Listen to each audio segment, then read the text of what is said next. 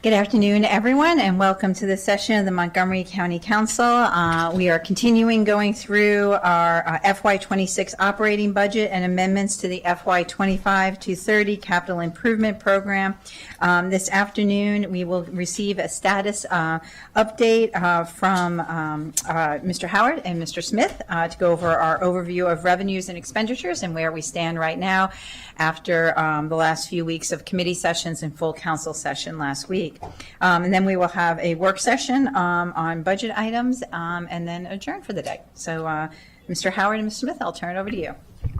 Thank you.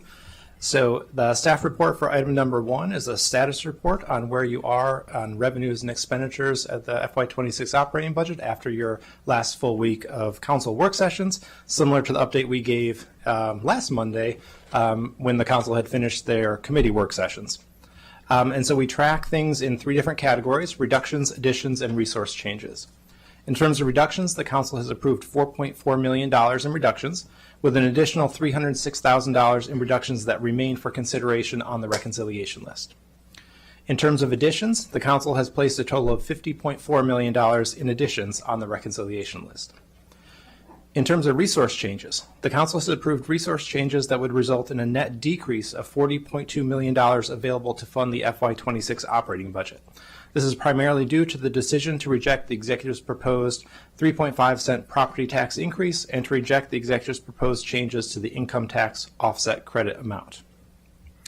The council has not acted on the executive's proposed changes to the county income tax rate, and the council is scheduled to hold a public hearing on that proposed change tomorrow.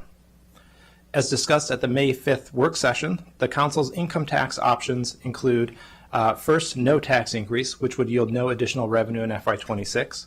Second, a prospective tax increase to 3.3% to begin tax year 2026, which would net $25 million in additional resources in FY26. Or 3, a retroactive tax increase to 3.3% to begin in tax year 2025, which would net $75 million in additional FY26 resources. So in terms of where the council is in terms of a gap, if the council were to accept the additional reductions currently on this reconciliation list, it will need to find an additional $37.9 million in reductions or additional resources to approve a balanced budget. So that is the low end of the current gap. If the council accepts all the reductions and additions currently on the reconciliation list, it will need to find an additional $85.9 million in reductions or additional resources to approve a balanced budget. So that is the high end, the maximum of where you are in terms of the gap. And just a reminder that the straw votes on the adjustments to the FY26 budget will take place on Thursday, with final action scheduled for the following Thursday on May 22nd. And I'll turn it back over to the council president. Great. Thank you very much. Just seeing if anyone has any questions on the update.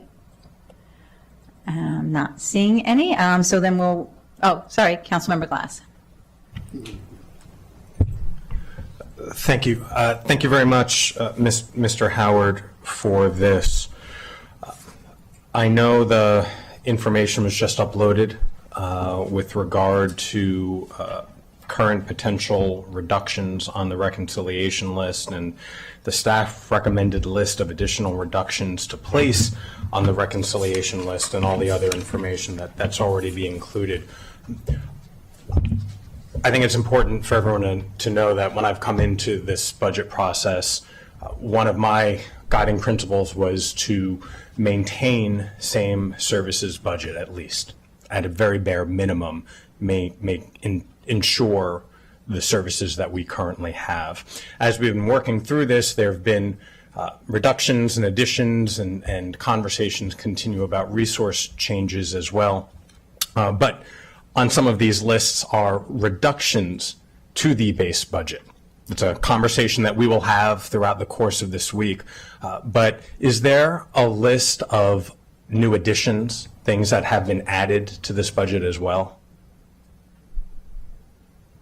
In terms of additions by the council or additions by the agencies or the county executives? Well, as presented, there are various lists for public consumption, and so I was curious if there is a set list of things that have been added to the FY25 budget for the FY26 budget. So for the tracking that I was just going through, those are just additions that have been added to the executive's proposed March 14th budget. The list of all the items that were added, for example, by the executive in his recommended budget over and above the FY25 amount would be included and embedded in the FY25 or FY26 budget request of the executive. Is that listed anywhere? Would one have to go back through all the packets to discern that information? They would be in all the packets, yes. All the staff reports included a summary of all the changes to the executive's recommended budget, both pluses and minuses to the budget. But there is not one concise list with all the new additions. We would need to prepare a list from the Office of Management and Budget, based on their initial presentation of the executive's budget to put that together. Okay. I ask because there's just lots of information, and I think that is a missing piece of information as we try to sort through all of this and make sure that everybody's priorities, whatever those priorities might be, that everybody is very clear-eyed about what decisions are being made and who made them. So thank you very much. Thank you. Mr. Howard, since Councilmember Glass jumped ahead to the work session, do you want to talk now about the document that is included under item 2 on the agenda on the work session? Of course, happy to do that. So council staff has prepared a package of, given the gaps that we just talked about as part of the last item, council staff did prepare a package of additional reductions to consider adding to the reconciliation list for the council today. These reductions had previously been reviewed during committee work sessions, but were not recommended for approval at that time. And the purposes of this list is to provide the council with additional options as it makes its final decisions on FY26 revenue and expenditures, given the gaps I just discussed. So, depending on what decisions are made on the income tax rates, the council is able to approve a balanced budget no matter what the scenario is. So on circle 1 of item number 2, we have a list of different items. There's two groupings here. The first is the $300,000 that were already put on the reconciliation list by the council but had not yet been approved. So those are still under consideration. And then there's an additional list of 23 different items that council staff is proposing adding to the reconciliation list. These are all reductions that the council could then consider over the course of this week as it's making its final budget decisions.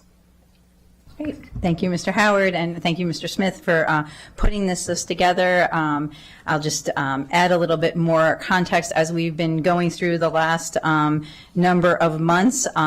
As we all know, the committees reviewed each of the department and agencies' budgets and then made decisions. And then the council last week spent the week to go through all of those recommendations. And as we wound down last week, we noted that regardless of where a council member may be on their views on the revenues, the income tax, we did not have enough items on the reconciliation list in order to make decisions. And so we asked staff to look at those things that they had recommended so that we could review them again, and that is the list that we have before you. I'm going to ask that in order to facilitate our process through the rest of the week for reconciliation, that if we would move this list and add it to our reconciliation list, that does not mean that any of these items individually would be reduced at this time, but would be added to the list for our consideration as we move through this week. Councilmember Almanas. Thank you, Madam President. I'd like to move the staff recommendation, but after we vote and discuss and then vote on this, I will have a comment to make afterwards. Thank you. Do I have a second? Second. Councilmember Baltham, second. Councilmember Mink.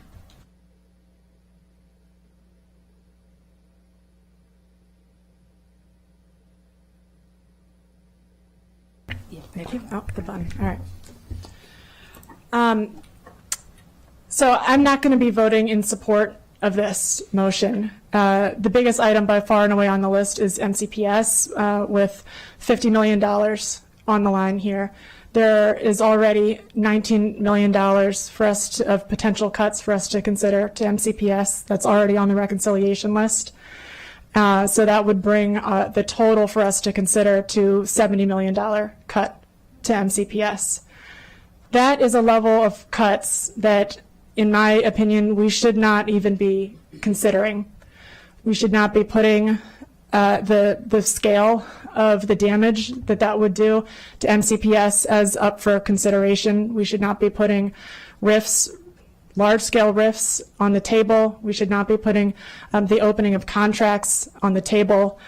I acknowledge that this comes with difficult discussions about a potential tax increase. That's an important discussion to have. And, if funding our schools and funding our county services to the extent that we avoid things like large-scale RIFs requires a 0.1% increase to our taxes. In the conversations that I have gotten to have with constituents since we've gotten the most recent revenue updates, folks who have reached out to understand kind of the depth of what we get and don't get at each of these levels, they have expressed to me in those a willingness to chip in.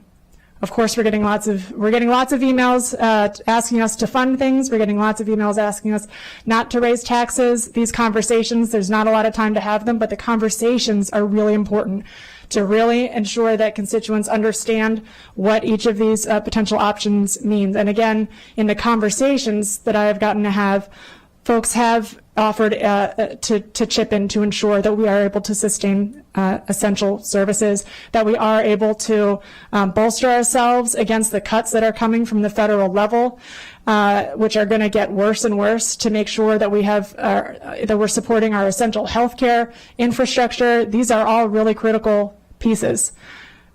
MCPS, we have been asking for transparency now since I've been on the council. This full council has asked for transparency, demanded it. This year we got it. I don't know how they could have been more transparent, to be very honest.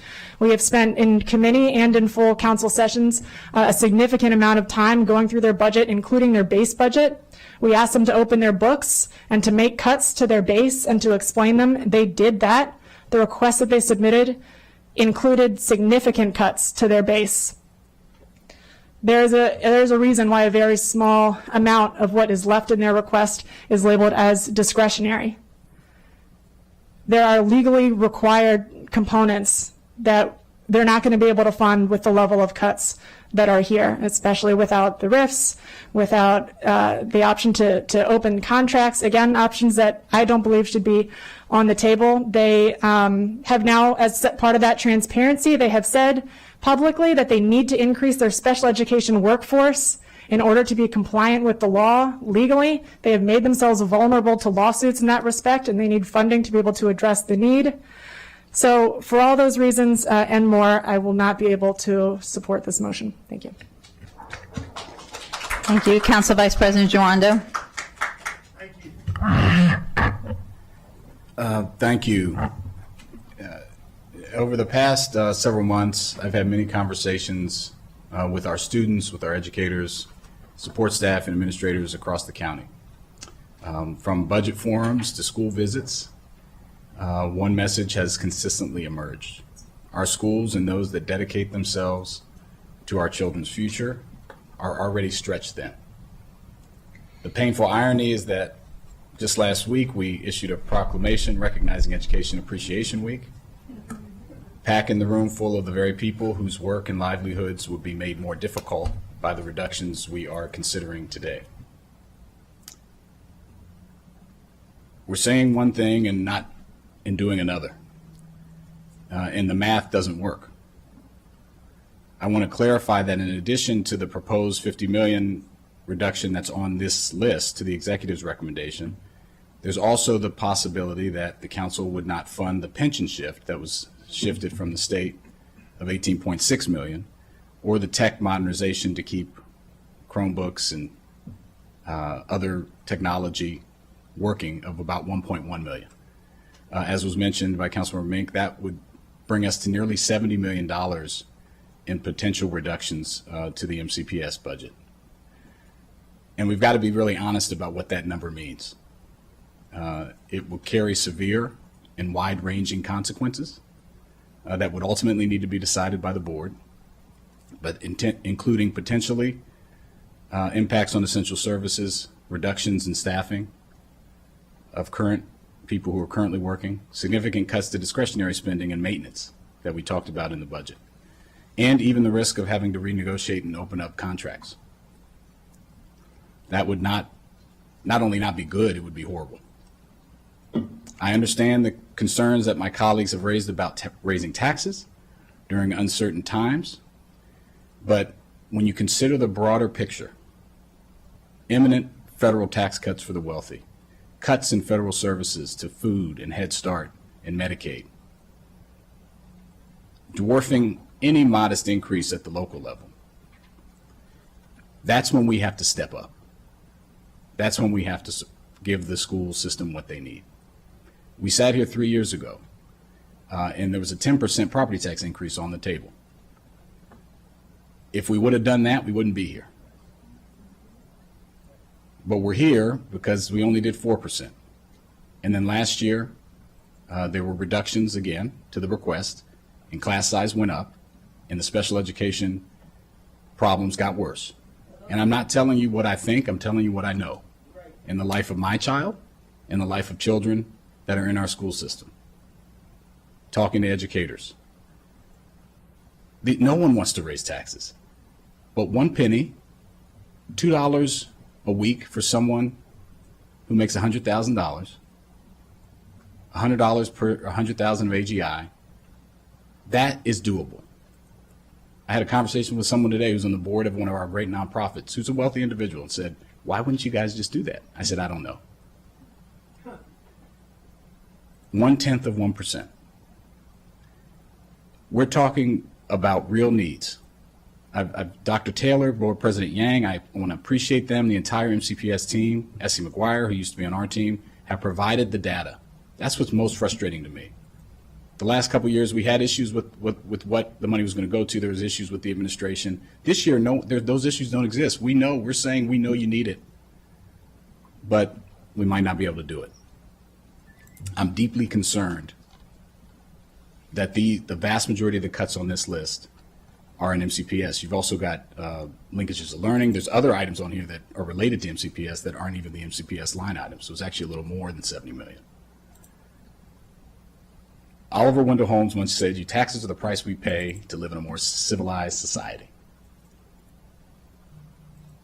FDR said, "The test of our progress is not whether we add more to the abundance of those who have much, it's whether we provide enough for those who have too little." And right now, our school system cannot take another year of a reduction from their request. We've given them more, but everything costs more. We're in the most expensive county, in the most expensive region. And when you say we've given over MOE is a bare bones number. That doesn't mean, it doesn't reflect the need. 47% in English language learners, ELD students, special ed kids, through the roof, poverty, through the roof. You can't do the same, you can't do more with less. So I just cannot support this. We can't have it both ways. And these cuts should not be considered in light of some action we can take to make sure that our kids, our teachers have what they need. The numbers simply do not add up. Thank you. Thank you. Councilmember Sales? Thank you, Madam President. As I stated last week, my commitment to fully funding MCPS's budget remains unwavering. With proposed cuts up to $50 million on the rec list, the stakes couldn't be higher.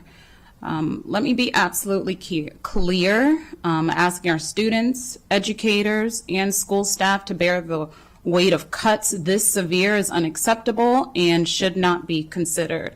I will continue to advocate for full funding of our public schools as we move through the final stages of this budget process.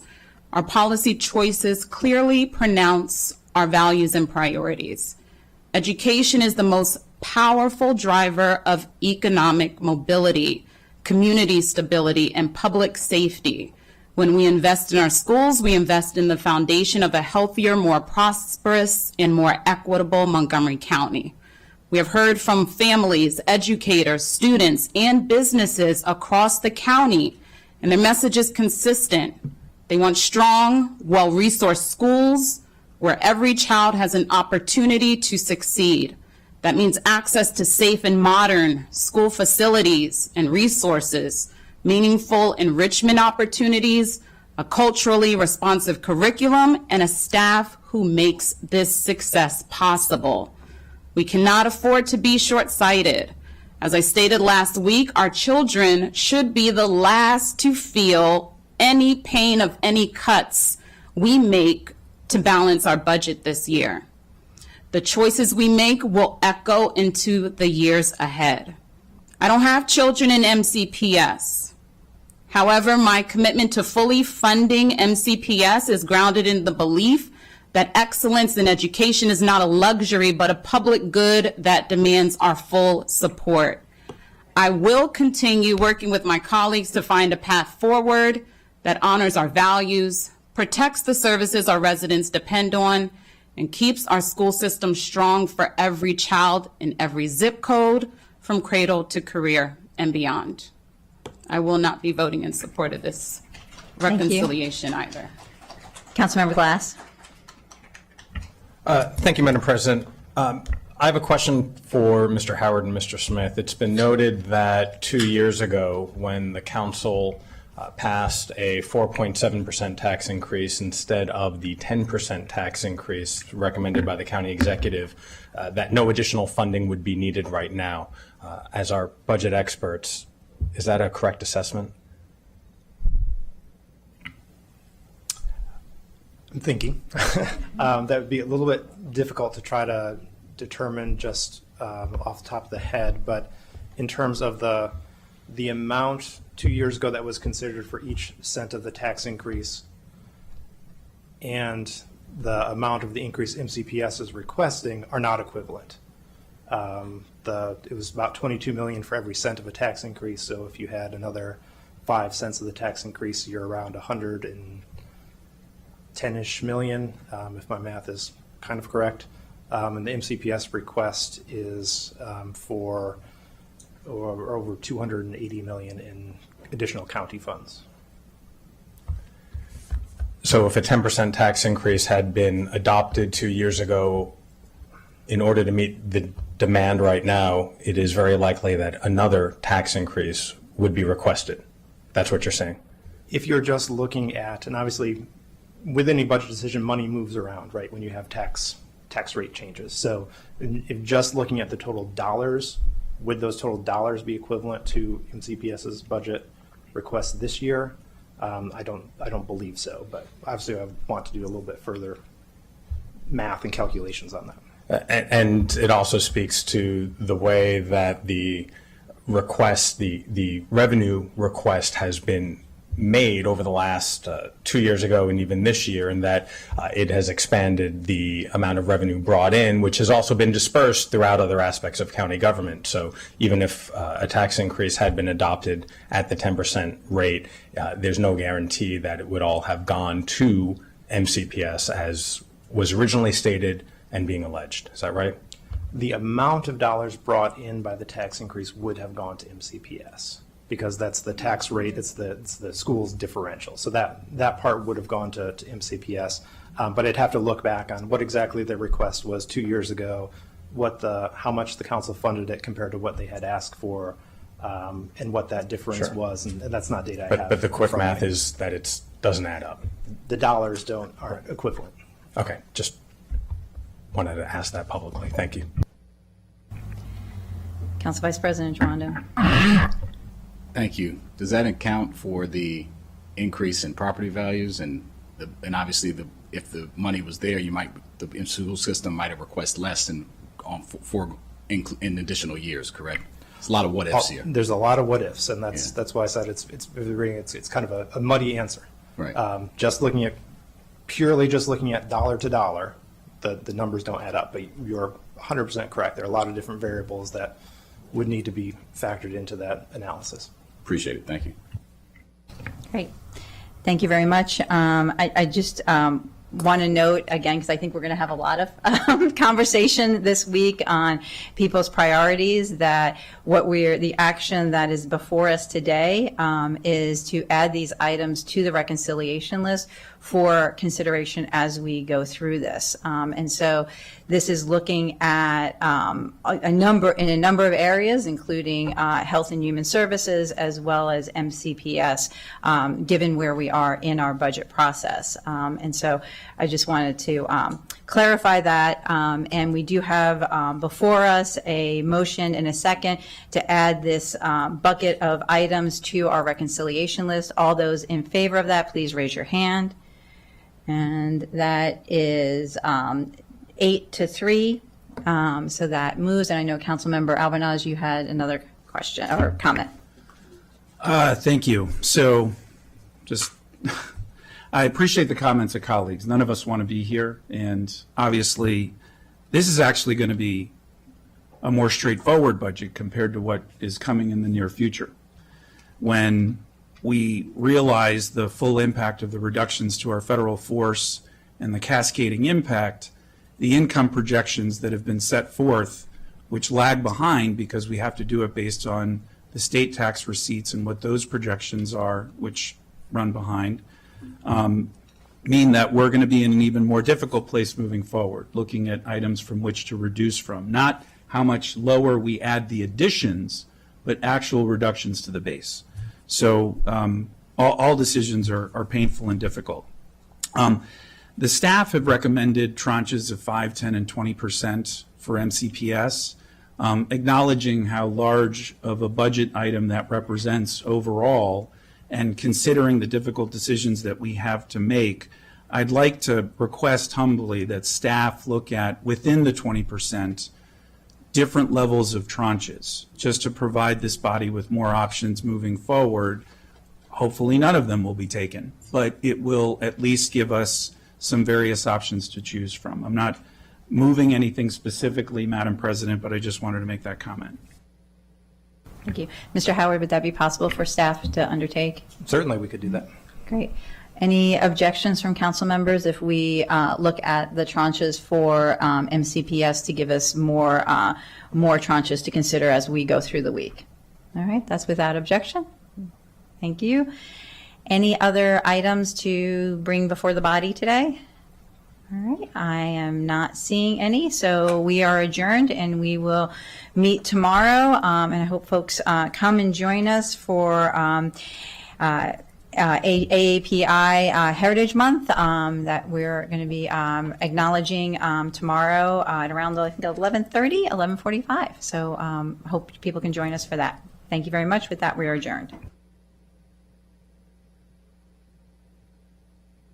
La clase, la escuela de verano es gratis para su estudiante. Realmente en las